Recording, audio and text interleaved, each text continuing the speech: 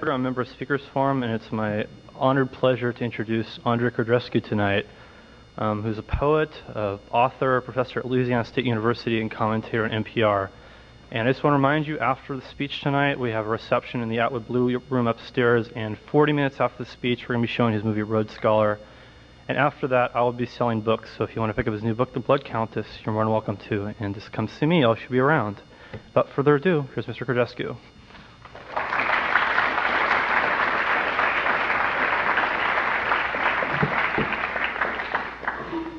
Thank you. Thank you, Nathan. And thank you all for showing up. It doesn't always happen. Well, I come here wearing several hats because my movie Road Scholar will be shown tonight, and I'll be happy to answer questions later on after I deliver a few more or less badly prepared remarks. But I'm here, the movie's here, so I'll be glad to answer questions about that. The movie's a movie about America, as seen by faux naive Transylvanian. I'm also here fresh on the wake of two exhibitions that I helped to open, one in Tucson, Arizona, and one in San Diego, California, about immigration. And these people forced me, because the exhibitions are photographic exhibitions about immigration in the United States, they forced me to think about that. So I thought about that, not having, been thinking about it. I mean, not having thought about it for a while, because I felt for the longest time that I was a perfect American. I wore high-top Converse and drank Jim Beam, and when I smoked Marlboros. But then I went back to my home country, which is Romania, where I was born, in 1989 to cover the so-called revolution they had there. They had a so-called revolution, a revolution between quotation marks is what they had. And going back to my home country after 25 years forced me to reassess what it was to be American and what this idea was of becoming American. And so this is what I did in Tucson and San Diego, talked about those things, which is very weird. I mean, after you've been someplace for 25 years to have to talk about being an immigrant, it's a little like nobody would really ask Henry Kissinger to talk about, American foreign policy and immigrant experience, But it was good because I learned a lot about, I learned on thinking about it that really I had no models for being an immigrant, because I was a very peculiar kind of immigrant. I came here in the mid-'60s, and I didn't feel like an immigrant. I came here and felt totally at home in America, because my entire generation was in exile. Everybody who was 19 years old when I was 19 years old in America was running away from home and hated old people. And so did I. And so did everyone I knew on the other side of the so-called Iron Curtain. So when I came here, really, it was the time when the Iron Curtain really fell, because there was a sense of generational solidarity both in the East, the ex-Red Fiefdom, and in the West. And I didn't feel like I was emigrating anywhere. I felt like I was coming home. So that was a very peculiar moment. But my mother, who came at the same time and who was in her 50s, didn't feel that way at all, because she came to a strange place and felt like she had lost a lot. She'd lost her entire context. She lost her friends and her country, and she lost, the things she liked to smell when she got up in the morning. So her experience was quite different. So really, I thought about my mother, and then I thought about myself, and I talked about that. So that's one hat I've been wearing recently. Another hat, which is that of being asked for no good reason to speak at on various occasions, is one that I like a lot, because it causes me to say things about things I know nothing about. And that's sort of a poet's best occasion, and they say, hold forth on something you don't know anything about, and we won't let you know anything about it. And so you have to. It's like the art of improvising is jazz, So some of these occasions are not so great, but some of them are interesting. Speaking to the Western Advertisers Association in Palm Springs, was very interesting in California. That's Palm Springs, right? That's in California. It's not. Yeah, I keep mixing it up with a place in Florida, but yeah, that's one. Speaking Palm Springs, California, before the Western Advertising Group was mainly notable because the car I was riding in ran into Nixon's funeral. We were trying to cross the road to get to my speech, and there were all these cars with familiar faces of Watergate criminals in them, and that was great. It was a true moment. And then the meeting itself was on a large golf course with advertising agency owners meeting there for things like golf and good food and so on. And I spoke to them, and I told them their entire profession was immoral and evil, and they really liked that. Because, people, when people are well-fed and well-tanned, the only thing missing in their lives is a spanking. So I provided that. That's one occasion. And another is, for some weird reason, and this is what I'm actually going to talk about and try to not repeat myself, but to continue the last train of thought that actually interested me. Well, besides the alligators in Louisiana, which is something I could tell you about. Some gigantic alligator was just killed recently, but was in Florida, really. 13 feet long, 50 years old. He was tracked down with by the electronic beeps that were emerging from his stomach because he had eaten over the years 40 expensive hunting dogs. And the last one was a dog named Flojo, a $5,000 Walker fox dog, which his owner, Mr. Godwin, lost and then tracked down with a beeper to this hole inhabited by this incredible alligator, which after a struggle was split open and killed, and inside they found 40 collars of dogs that he had eaten over the years. Now that, in my opinion, is a god. And we celebrated appropriately.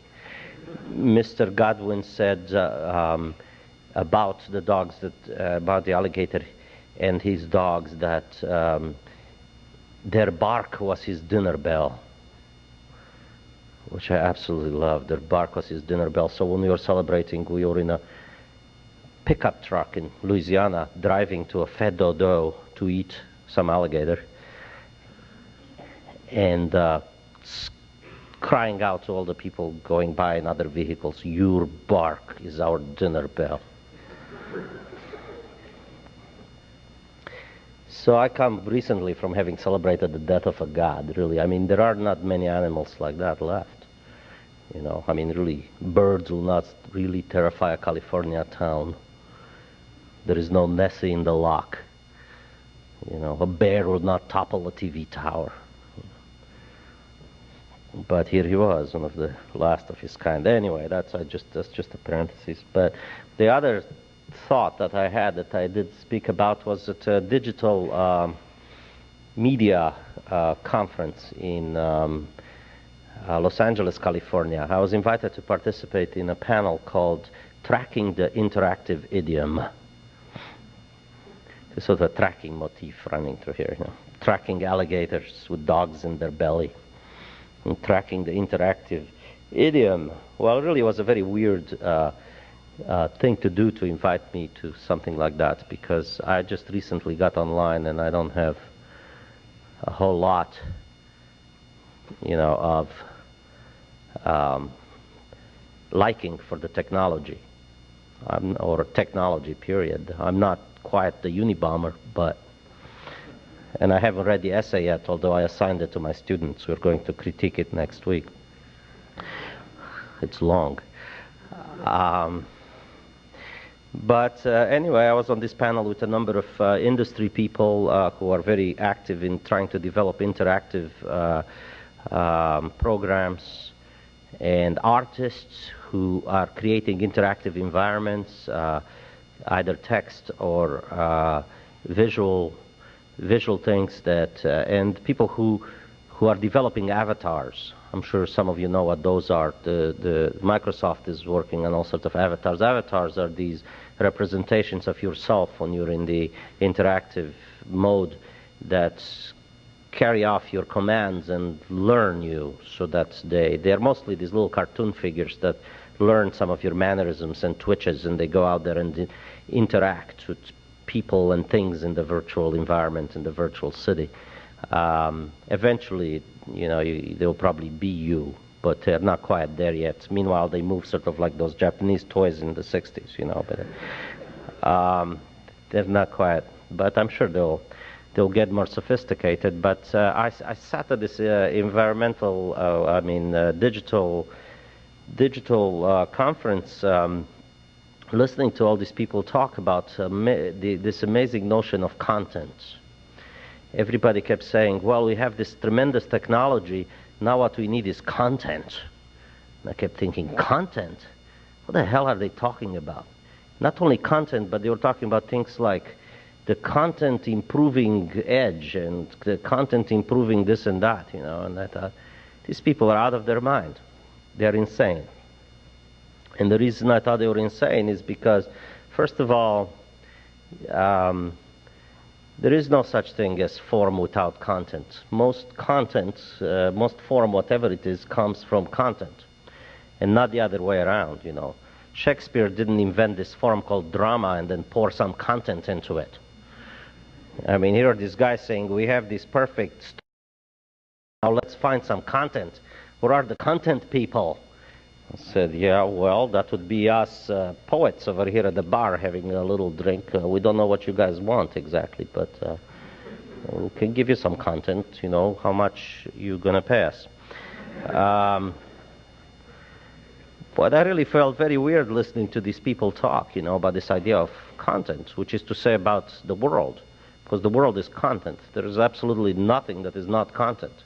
Everything around you that moves, breathes, stands, lies down is content, and flies around. So there is nothing but content. So after about 2 days of listening to this talk, I felt like the old Jewish men in the Soviet Union, in the last days of the Soviet Union, just before the collapse, who went to the border guard and asked for a globe to see where he should go. And the border guard handed him a globe, and he studied it for about 4 hours and then returned it and said, do you have another globe? This, mind you, is not a Jewish joke. It tastes and feels like one, but it's not, because it was the last joke told in the Soviet Union, and it was a hopeful joke, because really what it implied was that finally, at last, the Soviet Union is becoming a mess like every other place. But now it's 1995, and nobody given a globe in the Soviet Union would hesitate for a second about where he or she should go. Just point to it and go. Leave, But the reason I felt like that is because the entire business of interactivity and cyberspace seemed to me like a kind of utopian globe, and there was a real question whether it existed. But everybody in there, and more people in America now tend to believe and really do believe that there is a utopian globe called cyberspace, that there is, and utopia really depends largely on the amount of faith you bring to it. And I think this is the new utopia of our time, just like communism used to be, and it's gone now. And it's just like the utopia that the old Jewish man was trying to leave behind, but this one is in the future. Because communism was like that. It was a virtual world that existed only in the heads of people who ran the state and the police, who made sure that people kept the faith.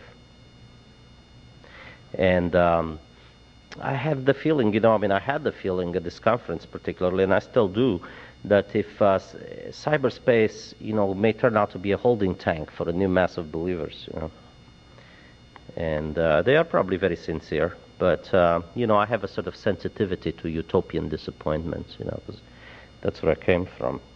And I like to be philosophically paranoid. You know, you can never be paranoid enough, actually.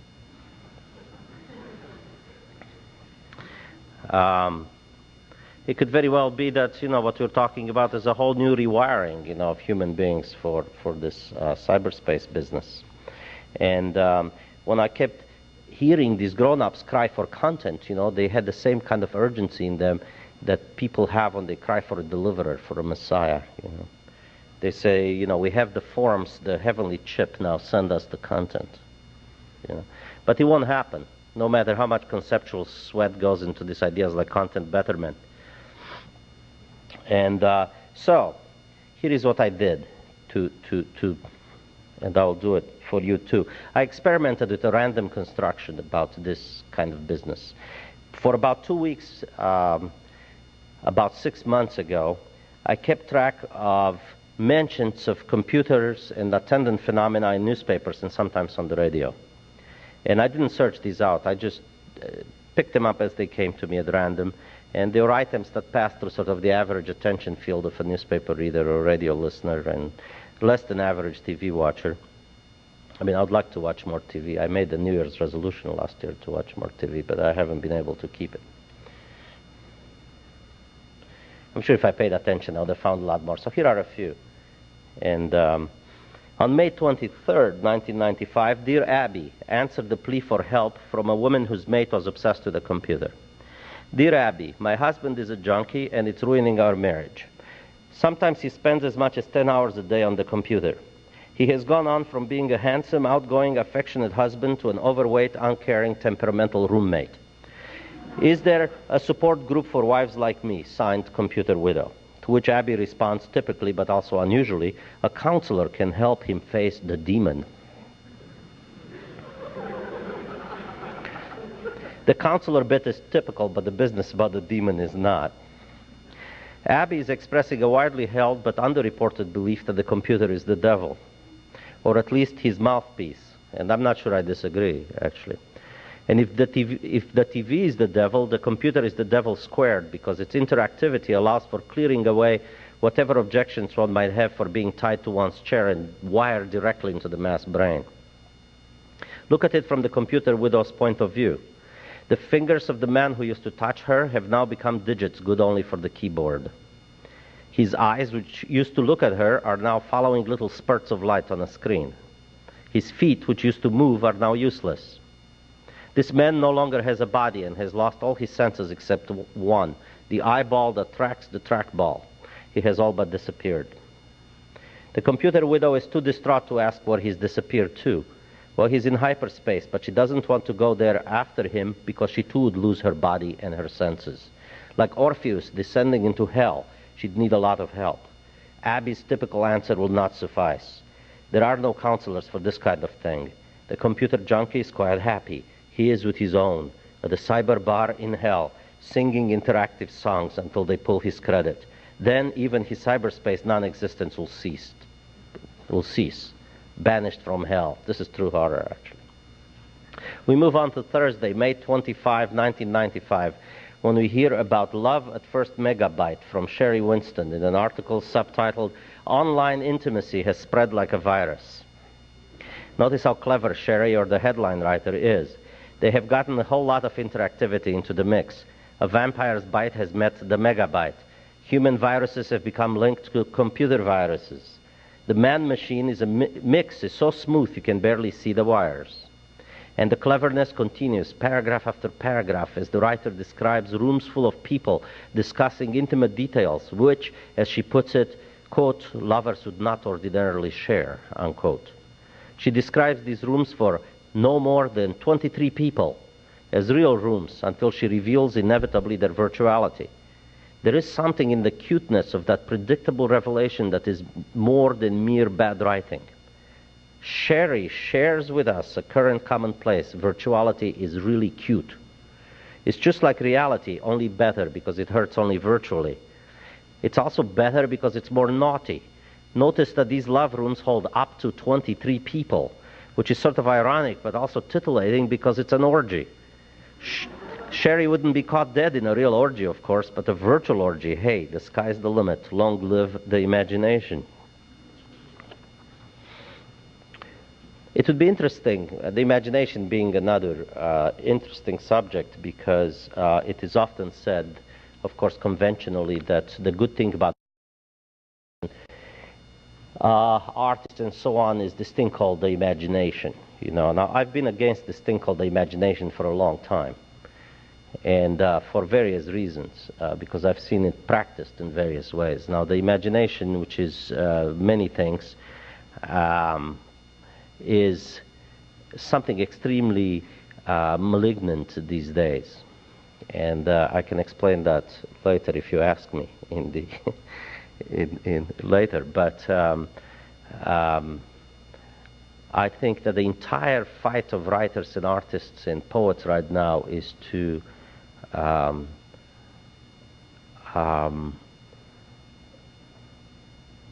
purge the imagination and try to have as little imagination as possible, and try to put down the imaginary as much as possible.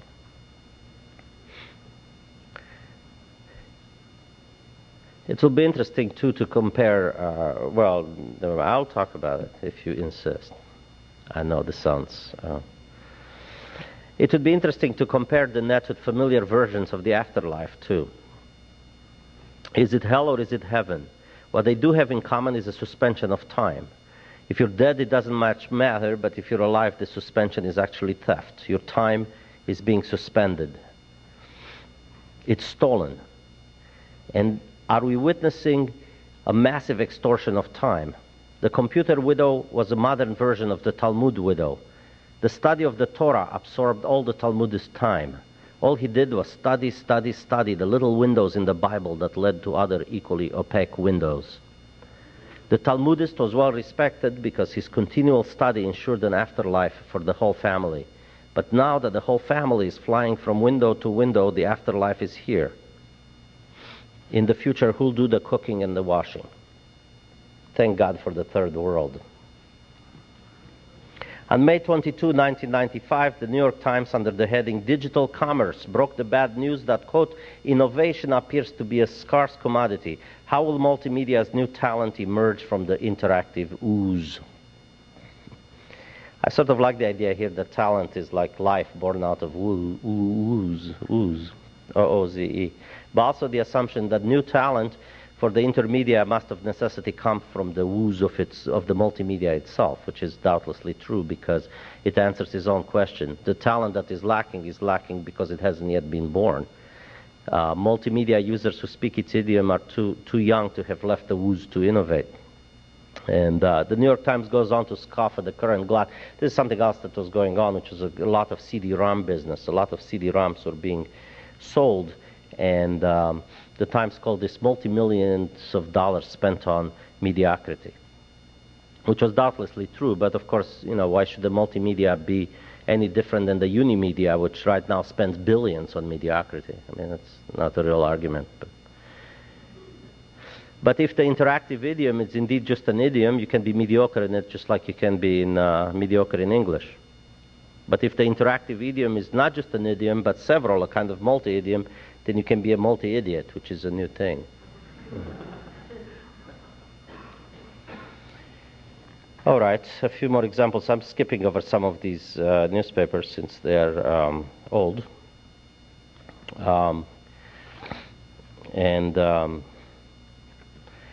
Over some of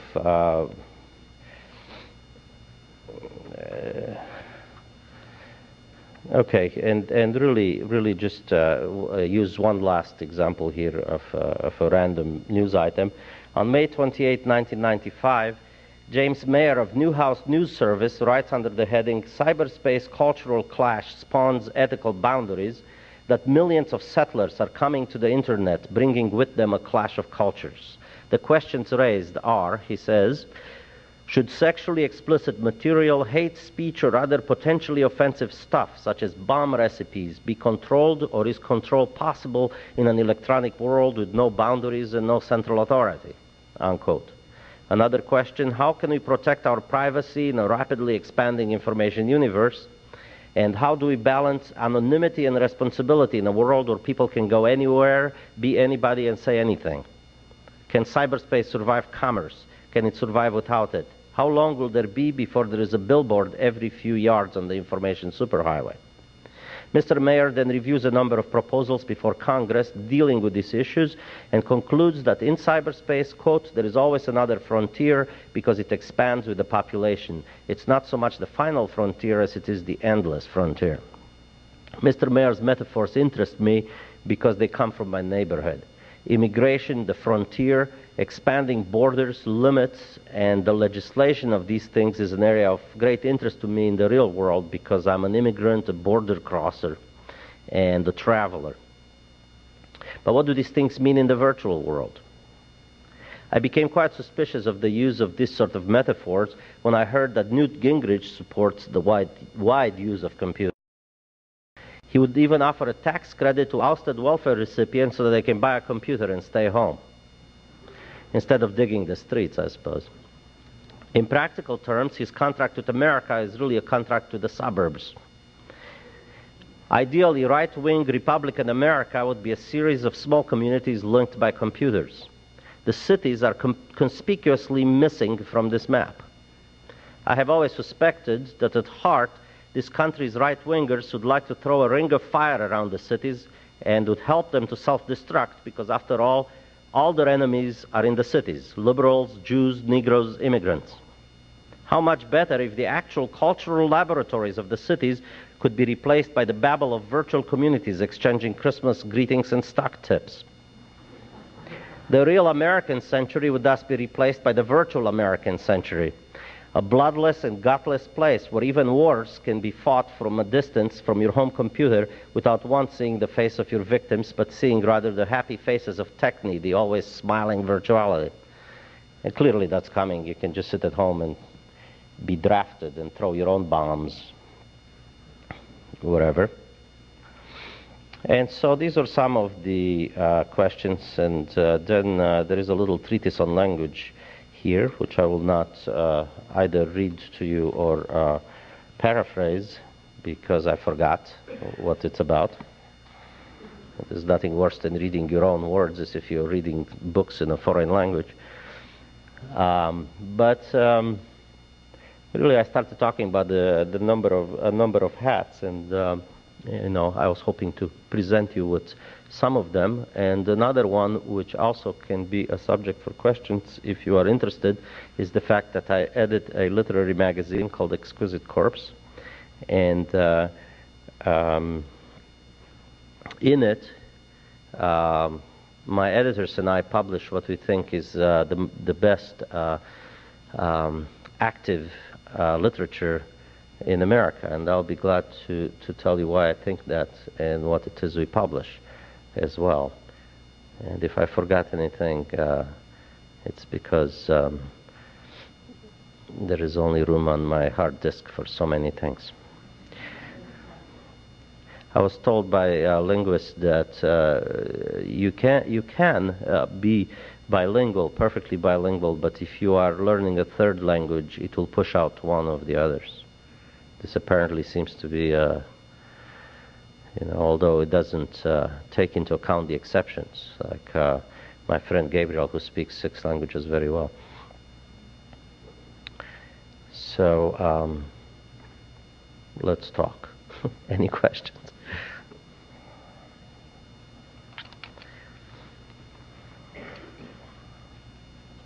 Oh, I forgot one more thing, which, yes, go ahead. Yeah, I certainly can.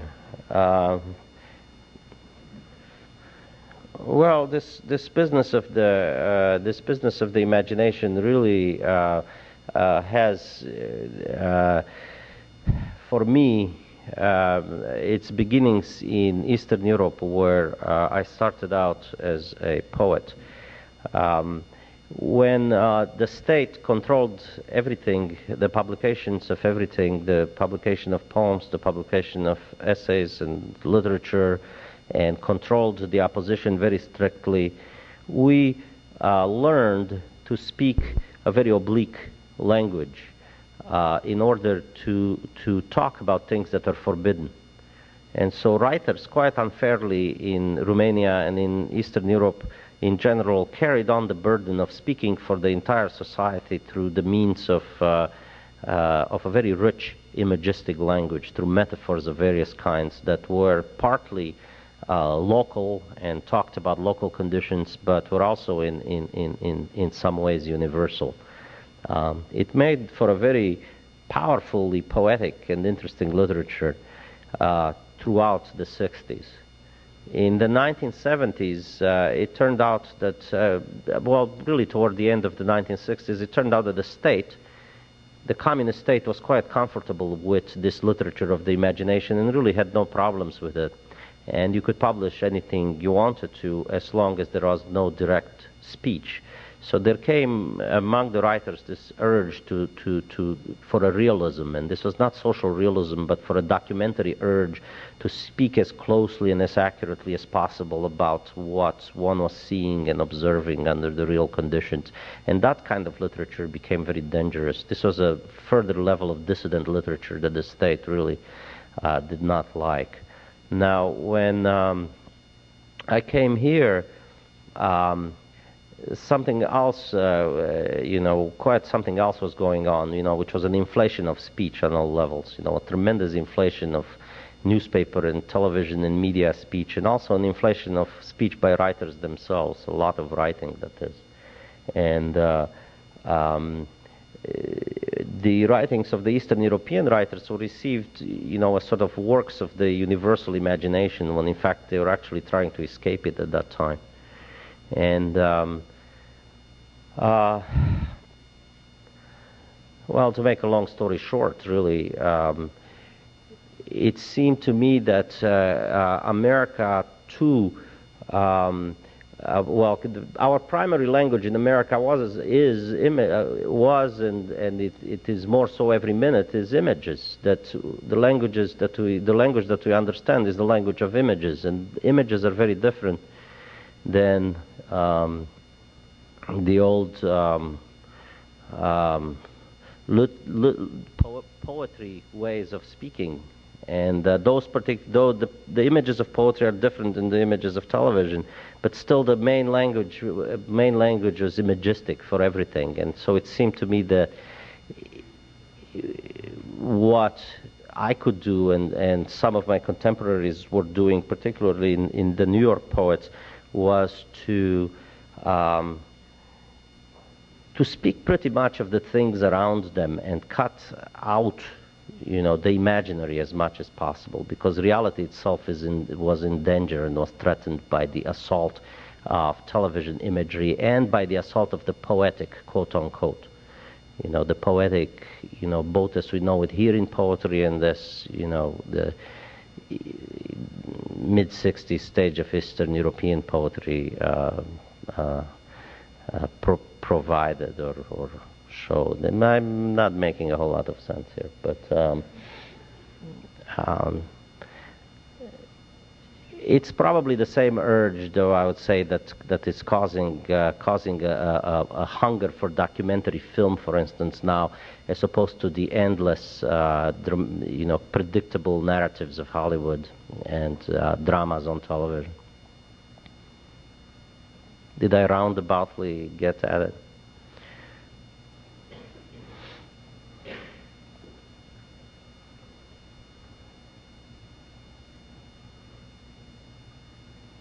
Any easy questions? Yes.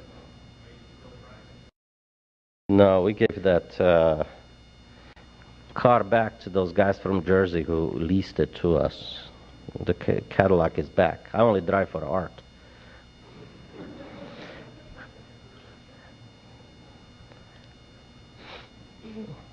Yeah.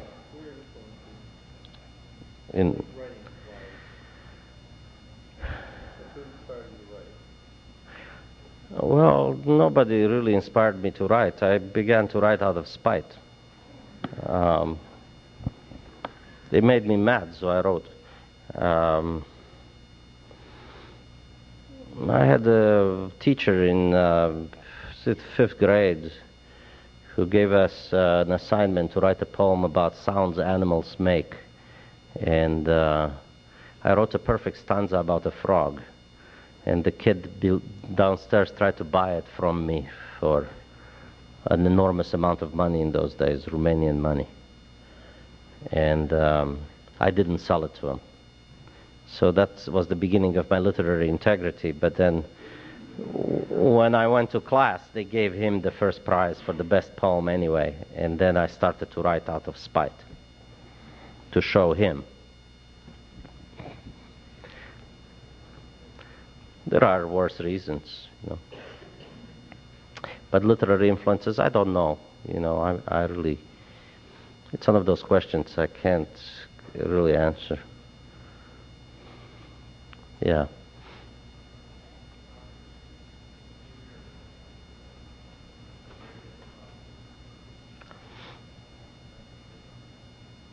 What's that?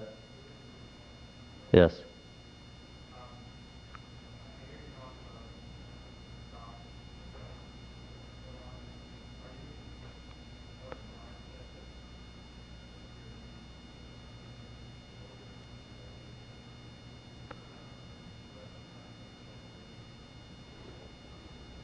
I'm not sure I understand your question.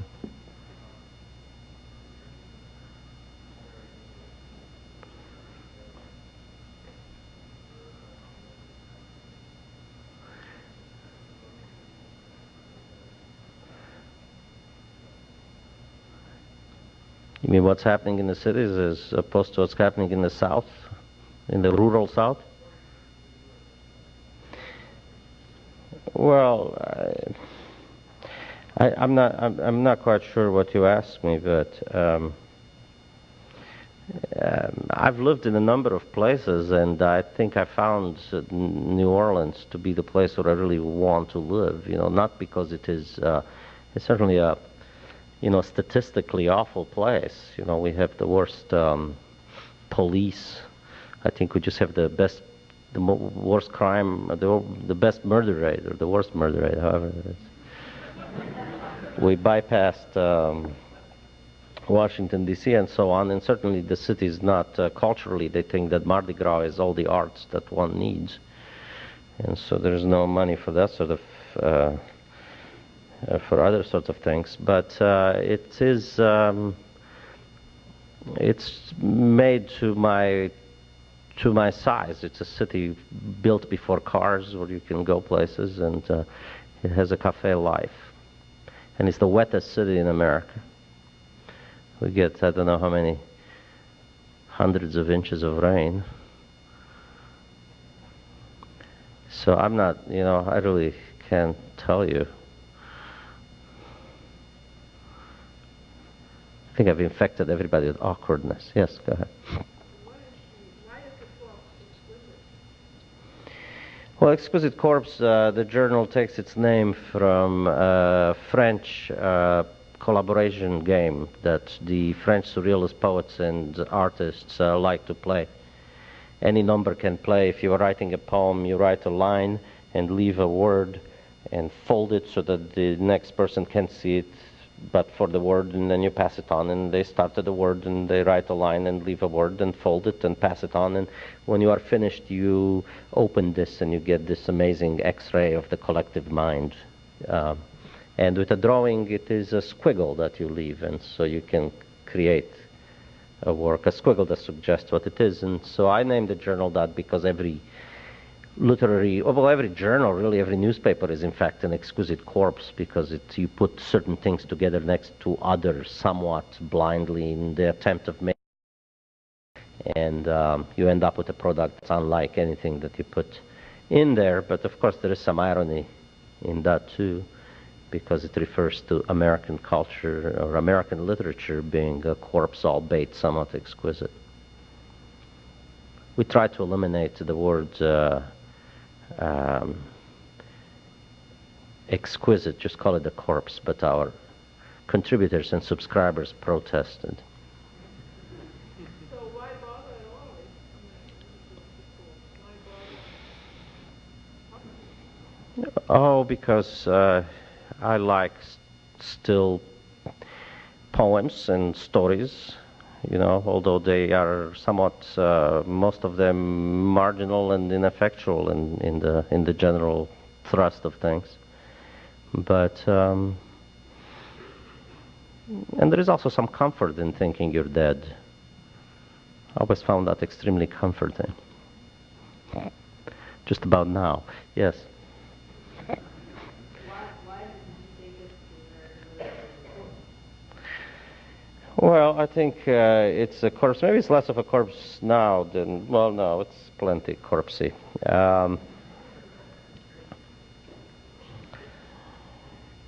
Well, because it does not, no matter how hard it tries, I don't think it is taking part in the central discourse of this culture, which is now occupied by other kinds of media.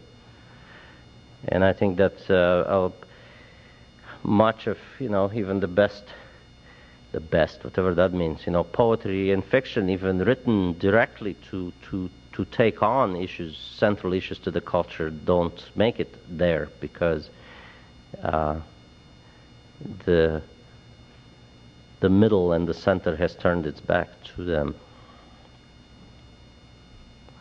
This is the optimistic view today.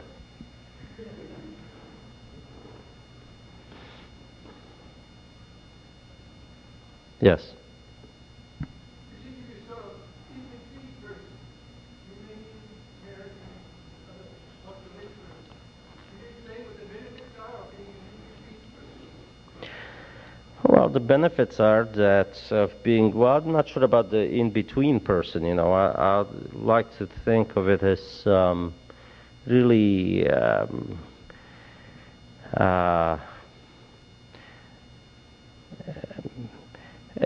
I'm not sure if it's an in-between, but there is certainly a good advantage in crossing borders and being able to look at your new place through the eyes of the old and look at the old place with the perspective of the new. When I went back to Romania, I felt tremendously American. And after a little while there, I realized I really didn't belong. I had to come back. And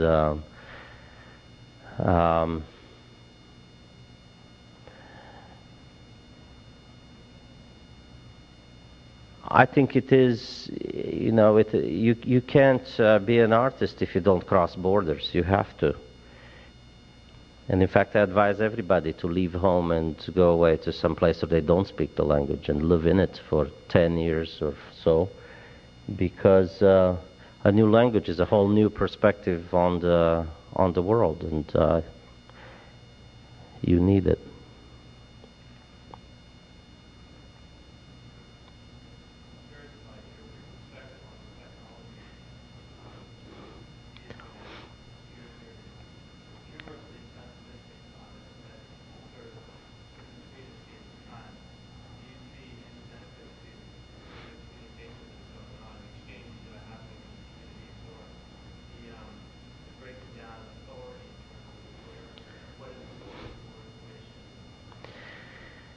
Well, I can see it, and some days I see it quite clearly that there are benefits. I'm online now, but if I'm out there, I'm only in my backyard because I don't even like to look too often and see my mail. But I can see clearly the benefits. I can also see this great temptation to become disembodied and inhabit that space. As for the breakdown of authority, I'm not sure that what seems to be a breakdown is not, in fact, monitored by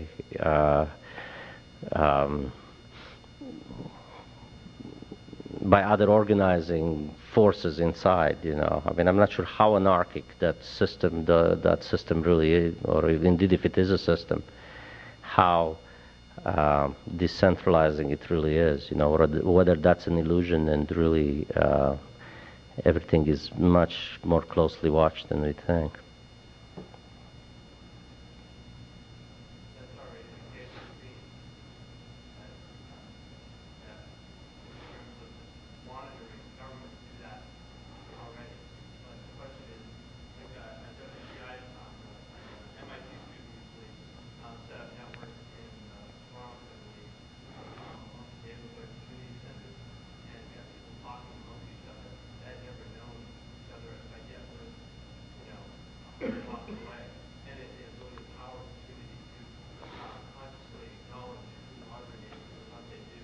Mm-hmm.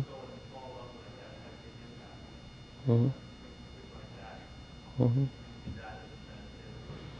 Oh yeah, sure. I mean, I don't want to set myself as, an absolute enemy of this business. I just have these philosophical objections to it, which almost everybody does. I think everybody is possessed of contradictory impulses when it comes to this new technique. It's a kind of pest at work.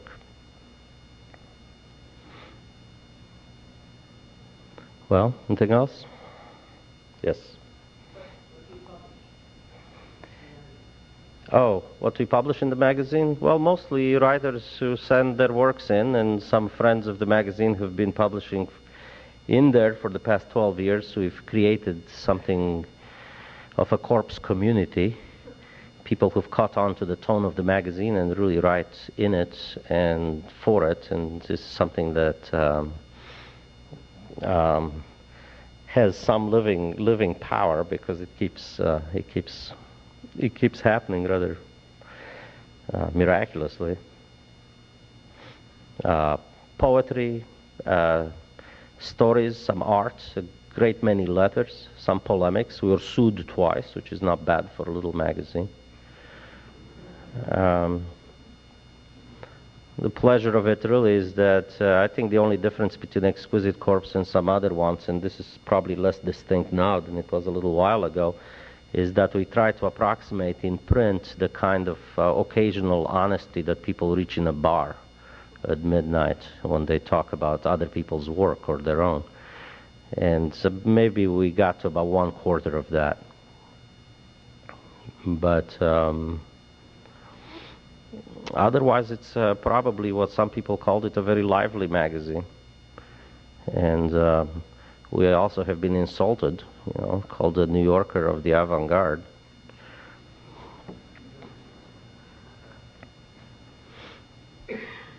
Yes. Disadvantages to being an immigrant? Well, sure there are, because, well, for one thing, there is no such thing as an eternal immigrant. Every generation of immigrants encounters a very unique set of situations in America. My mother's coming here was not a happy immigration. People coming here clearly in the end of the 19th century and people coming here in the 1930s found a very different place and a very different welcome. Coming here in the mid-60s, like I did, was to come to a very different country that was more curious and more hospitable, even though it was a country in crisis and a war was going on. This country was much more welcoming. In the 1990s, this is a xenophobic and uptight place in which people sit behind high walls and barbed wire or their shotguns and wait for the immigrants to come across the wall. I think someone my age even coming to this country now would find it very difficult. And because when you leave your country, it's a kind of death. You really are dead to the people you leave behind, if it is indeed so dramatic a break. And it was for many people. They are dead. People there are dead to you, and you're dead to them, and you really have to start again. And many people can't make that leap. If you're young, you can do it.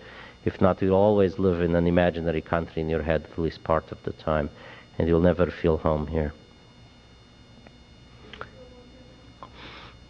Well, yes, I do. I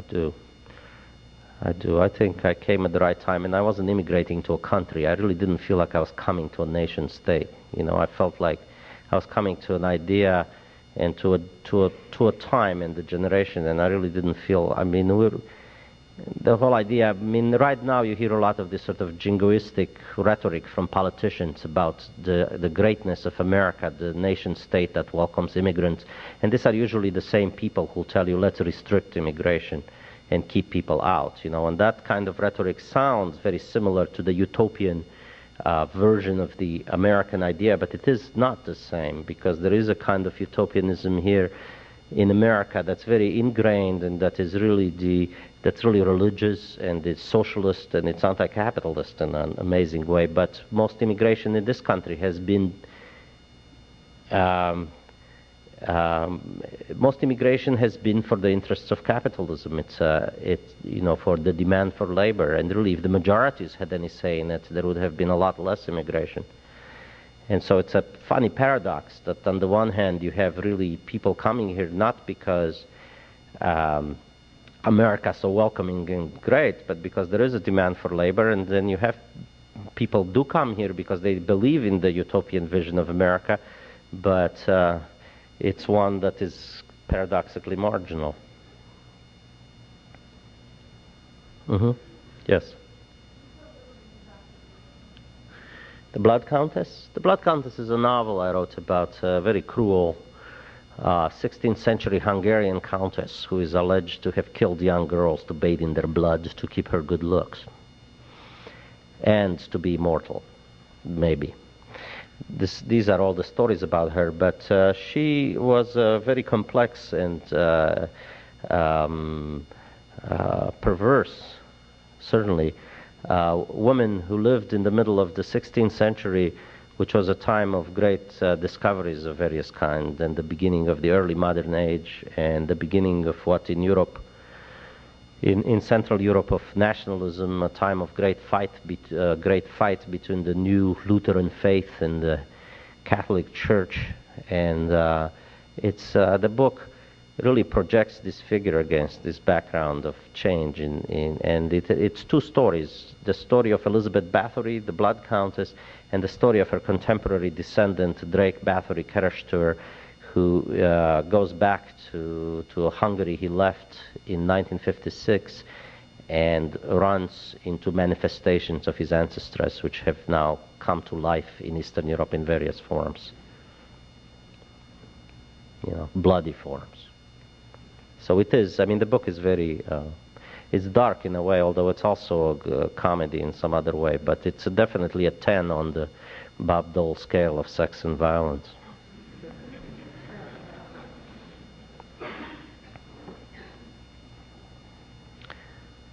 Well, if there are, yes.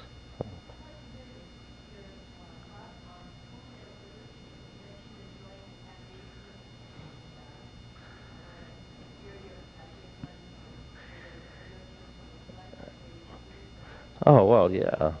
Oh, food and literature is one of those very connected things, like literature and sex, one of the great compliments somebody paid me after a poetry reading, somebody said, "I liked your poems, they make me hungry."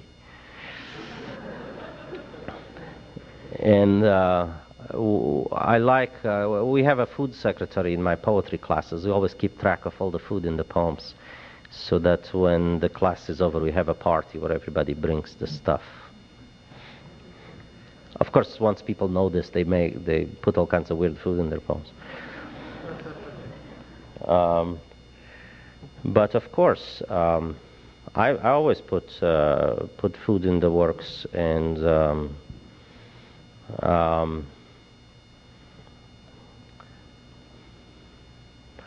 what can I say? I recommend it very highly. If you're at a loss for words, put some food in it.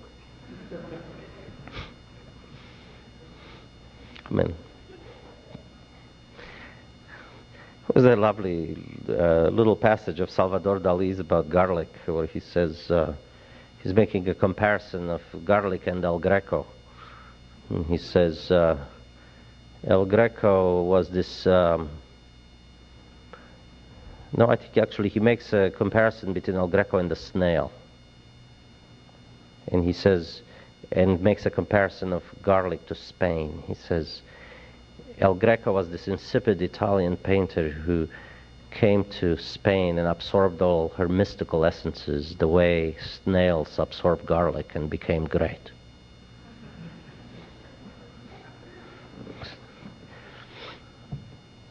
The moonflower of the Mediterranean is what he calls it.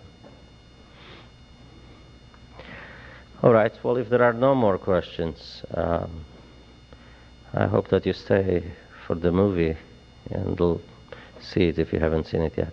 Thank you.